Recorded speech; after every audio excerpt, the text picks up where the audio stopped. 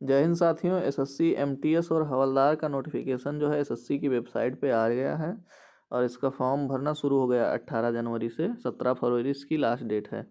तो क्या होता है मल्टीटास्किंग और हवलदार, इसके बारे में बात करेंगे। पहले देख ले रहे हैं, 17 फरवरी तक इसकी लास्ट डेट है और फीस पेमेंट करने की लास्ट डेट है 19 फरवरी।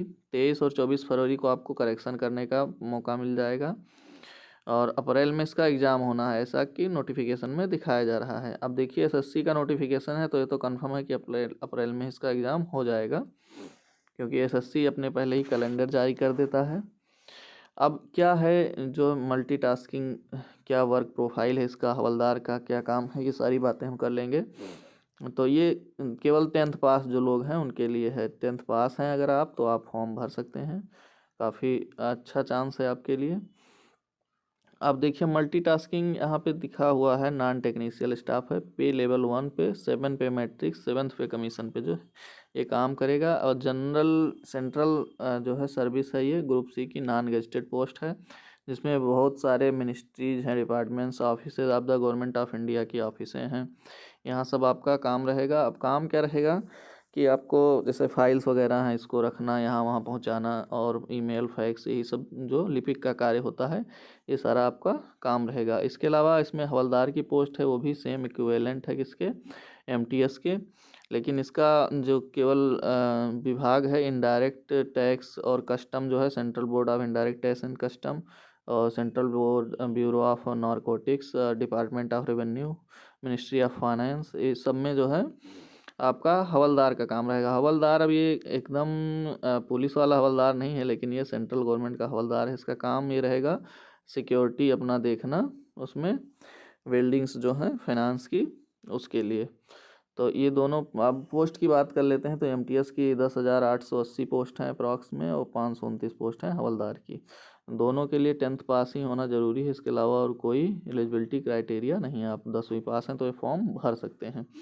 आइए बात करते हैं एज लिमिट की। बात कर लें तो 18 से 25 साल वाले जो बच्चे हैं ये फॉर्म भर सकते हैं, और 18 से 27 साल कुछ लोगों के लिए इसमें कुछ पोस्ट हैं, few post of MTS and जो है हवलदार की हैं, जिसमें 18 से 27 साल मांगा गया है। ये आपको डिटेल नोटिफिकेशन में दिख जाएगा कि किस किस पोस्ट के लिए 18 से 27 साल हैं। वैसे 18 से 25 साल हैं।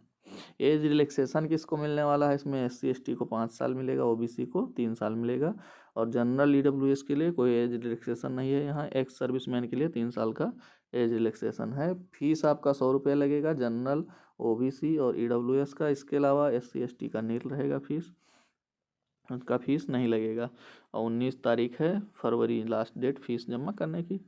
एग्ज़ाम का जो है कैसे होगा, पैटर्न, स्कीम क्या है एग्ज़ाम की, बात कर लेते हैं। Examination of scheme will consist of a computer based exam होगा इसमें, और फिजिकल एफिशिएंसी टेस्ट होगा। किसके लिए, केवल हवलदार की पोस्ट के लिए। एमटीएस के लिए आपका फिजिकल टेस्ट नहीं होना है, हवलदार के लिए पीटी और पीएचटी दोनों होगा।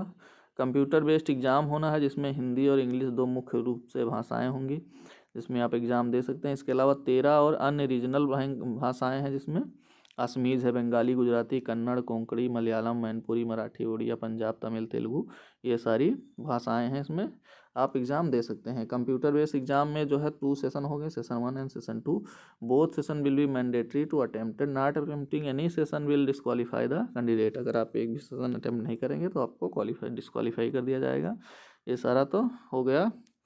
अब बात कर लेते हैं कंप्यूटर बेस्ड एग्जाम में 2 सेशन में क्या क्या पूछा जाएगा। 2 सेशन यहाँ देखिए दिया हुआ है, इसमें बड़ा बदलाव कर दिया गया, क्योंकि पिछले साल में जो था एग्ज़ाम एसएससी एमटीएस का, उसमें एस्से और वो था लेटर, एस्से और लेटर राइटिंग था। बट यहाँ पे एस्से राइटिंग लेटर हटा करके यहाँ पे सेशन 1 और सेशन 2 में खंड में विभाजित कर दिया गया है। अब देखिए, यहाँ सेशन 1 में पहला पेपर मैथ का होगा, 20 क्वेश्चन रहेंगे, 60 नंबर का, मतलब एक क्वेश्चन 3 नंबर का। दूसरा पेपर होगा रीजनिंग का, इसमें 20 क्वेश्चन रहेंगे और ये 60 नंबर का होगा। ये भी एक क्वेश्चन 3 नंबर का, 45 मिनट इन दोनों के लिए आपको समय दिया जाएगा। इसमें नेगेटिव मार्किंग नहीं रहेगी, नो नेगेटिव मार्किंग, बस इसको आपको क्वालिफाई करना है, इसका कट ऑफ भी आपका नहीं बनेगा। ये केवल क्वालिफाइंग नेचर का है ये दोनों पेपर, मैथ और रीजनिंग। तो मतलब इसका कोई ज़्यादा महत्व नहीं रह गया अब इसको केवल क्वालिफाई करना है आपको, तो आप बड़े आराम से क्वालिफाई कर लोगे, क्वालिफाइंग मार्क्स आपको लाना है। इसके अलावा सेशन 2 में हम बात कर ले रहे हैं तो जर्नल अवेयरनेस और इंग्लिश कंप्रहेंशन का क्वेश्चन आएगा। इसमें 25 क्वेश्चन 75 मार्क्स के रहेंगे जनरल अवेयरनेस में, और इसमें भी 25 क्वेश्चन 75 मार्क्स के रहेंगे इंग्लिश लैंग्वेज में। अब इसमें माइनस मार्किंग है 1/3 की। अगर आप एक क्वेश्चन गलत कर रहे हैं तो आपका 1 नंबर कट जाएगा, बट अगर आप एक क्वेश्चन सही कर रहे हैं तो आपको 3 नंबर मिलेंगे। टोटल 45 मिनट इसमें भी है, 25 50 क्वेश्चन के लिए आपको 45 मिनट दिए जाएंगे। अब सारा खेल इसी पे डिपेंड करता है, जनरल अवेयरनेस और इंग्लिश लैंग्वेज पे। यहीं से आपका कट ऑफ बनना है और यहीं भी नेगेटिव मार्किंग है, तो आपको मेहनत करके पढ़ना पड़ेगा। जीएस जो है और ये इंग्लिश, ये दोनों चीज़ पे आपका एग्ज़ाम डिपेंड करेगा। अब बात कर लेते हैं, यहाँ पे लिखा no negative marking in session 1। सही बात है, ये तो मैंने पहले ही बता दिया। सेक्शन 2 में आपका नेगेटिव मार्किंग है for 1 mark for each wrong answer के लिए आपका काट लिया जाएगा। और यहाँ देखिए कई शिफ्टों में एग्ज़ाम होना है, मल्टीपल शिफ्ट में, तो इसके लिए नॉर्मलाइजेशन की भी प्रक्रिया अपनाई जाएगी, ये भी दिया हुआ है इसमें नोटिफिकेशन में। और ये तो खैर आंसर की से संबंधित है, इसको छोड़ते हैं। अब देखिए यहाँ पे दो सिलेबस है, जनरल अवेयरनेस और इंग्लिश का हम बात कर ले रहे हैं। मैथ रीजनिंग का नहीं बात करते हैं क्योंकि उसको क्वालिफाइंग नेचर रखा गया है, जो आप लोग आराम से कर लेंगे। अब इसमें दिया है the board coverage of the test will on social studies में history, geography, art and culture रहेगा, सिविक्स रहेगा, इकोनॉमिक्स रहेगा, general science and environmental studies up to 10th standard तक का पूछा जाएगा ये सारा। इसमें करंट अफेयर का कहीं भी जिक्र नहीं किया गया है। अब बात कर लेते हैं इंग्लिश लैंग्वेज और कंप्रहेंशन की। इसमें candidate understanding of the basic English language का नॉलेज होना चाहिए कैंडिडेट को।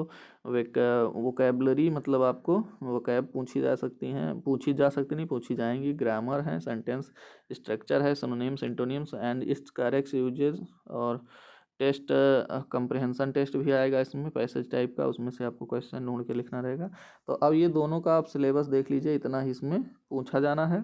10th स्टैंडर्ड तक के पूछा जाएगा, ज़्यादा हार्ड नहीं रहेगा पेपर। इसलिए ये अब मेरिट केवल यही 2 सब्जेक्ट बनाएंगे, 150 क्वेश्चन आएंगे इन दोनों में से। और पहले वाले पेपर से आपका कोई मतलब नहीं, वो केवल क्वालिफाइंग नेचर का रहेगा। तो अब सारा बदलाव करके ये इंग्लिश और जनरल अवेयरनेस पे कर दिया गया है, इसमें काफ़ी मेहनत करना पड़ेगा आपको। नेक्स्ट बात कर ले रहे हैं फिजिकल इफिशियंसी टेस्ट की। ये तो केवल हवलदार पोस्ट के लिए है। तो हवलदार पोस्ट के लिए वॉकिंग है 1600 मीटर 15 मिनट में मेल के लिए, और फीमेल के लिए 1 किलोमीटर जो है 20 मिनट में वॉकिंग टाइम माना गया है। अब ये तो प्रेग्नेंट वुमेन के लिए है, खैर इसको नहीं बता रहे हैं। ये यहाँ पे दिया हुआ है फिजिकल स्टैंडर्ड टेस्ट पीएसटी। इसमें पीएसटी में क्या बात किया गया है, मेल की हाइट 157 सेंटीमीटर 157.5 सेंटीमीटर होनी चाहिए। रिलैक्सेशन मिल जाएगा 5 सेंटीमीटर का असमीज और गढ़वाली गोरखा और एसटी के मेंबर्स को। चेस्ट होना चाहिए मेल का 81 सेंटीमीटर, फुली एक्सपेंड मतलब फुलाने के बाद 81 सेंटीमीटर उसका होना चाहिए, 5 सेंटीमीटर का मिनिमम एक्सपेंशन हो। अब देखिए हाइट यहाँ पे फीमेल की बात कर लें तो 152 सेंटीमीटर होना चाहिए, और ये रिलैक्सेशन मिल जाएगा 2.5 सेंटीमीटर का, फिर वही गढ़वाली असमीज गोरखा मेंबर के लिए।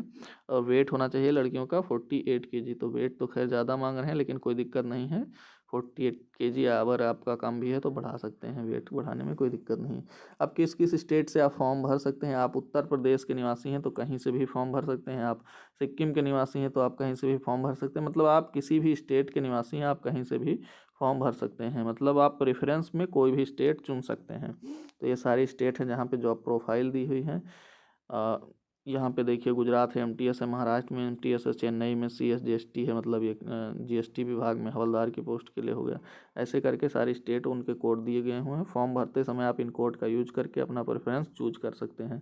अगर आपको कोई फॉर्म भरने में समस्या आ रही हो तो आप कमेंट बॉक्स में कर दीजिएगा, मैं एक वीडियो बना दूंगा। वैसे भी मैं एक वीडियो बना दूंगा कि कैसे फॉर्म भरा जाएगा, क्योंकि अगर फॉर्म रिजेक्ट होता है या फॉर्म गलत हो रहा है, आप करेक्शन करेंगे तो आपका 200 रुपये चार्ज लगेगा, या आप गलती से आपका फॉर्म रिजेक्ट हो गया, आपने बड़ी मेहनत की पढ़ाई तो पूरा बेकार हो जाएगा। इसलिए फॉर्म सावधानी से एकदम भरें। और आप लोग सबसे मेन चीज़ मैं ये बता दे रहा हूँ, तैयारी को एकदम से बढ़ा लीजिए, क्योंकि वैकेंसी बहुत ज़्यादा है। इतनी वैकेंसी पिछले 4-5 साल में कभी नहीं आई। 10,000 14 मतलब 10,000 उसकी पोस्ट हैं लगभग एमटीएस की, और 500 पोस्ट हैं हवलदार की। तो इतनी वैकेंसी कभी पहले एमटीएस में नहीं आई हैं। तो इस बार एकदम गोल्डन चांस है आपको इस भर्ती में सिलेक्शन पाने का। तो इसलिए अपनी तैयारी, मैथ रीजनिंग को आपको विशेष पढ़ने की ज़रूरत नहीं है, हो जाएगा। बस पढ़ने की ज़रूरत है आपको इंग्लिश और जनरल अवेयरनेस, क्योंकि इन्हीं दोनों सब्जेक्ट का इसमें खेल रहेगा। कट ऑफ उसी से निर्धारित होनी है। तो फॉर्म भरने के लिए मैं एक वीडियो बना दे रहा हूँ गाइस, उसको आप लोग देख लीजिए। और इसमें जो मेरे द्वारा जानकारी बताई गई है, अगर आपको समझ में आ रहा हो, वीडियो अगर आपको अच्छा लग रहा हो तो लाइक एंड शेयर कर दें, और चैनल अगर आपने सब्सक्राइब नहीं किया तो सब्सक्राइब कर लें।